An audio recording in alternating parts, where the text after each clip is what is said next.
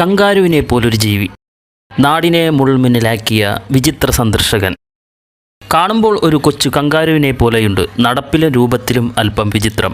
കണ്ണൂർ പായം പഞ്ചായത്തിലെ ക്ലിയന്ത്ര നരിമടയിലാണ് നാടിനെ അമ്പരപ്പിച്ച ഈ വിചിത്ര ജീവി പ്രത്യക്ഷപ്പെട്ടത്.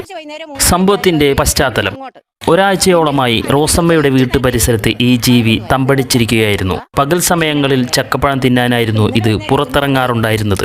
മഴയുള്ള ഒരു ദിവസം മെയിൻ സ്വിച്ച് ഓണാക്കാൻ പോയ റോസമ്മ തന്റെ തൊട്ടടുത്ത് തന്നെ ഈ ജീവിയെ കണ്ട് ഭയന്നുപോയി.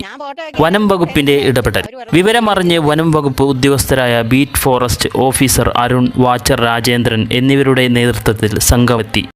മാർക്ക് പ്രവർത്തകനായ ഫൈസൽ വിളക്കോടാണ് സാഹസികമായി ഈ ജീവിയെ പിടികൂടിയത്.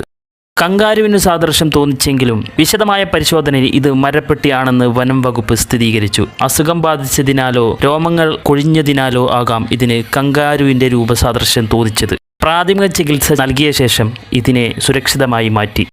അന്യഗ്രഹജീവിയെന്നും കങ്കാരുവെന്നുമുള്ള അഭ്യൂഹങ്ങൾക്ക് ഇതോടെ വിരാമമായി.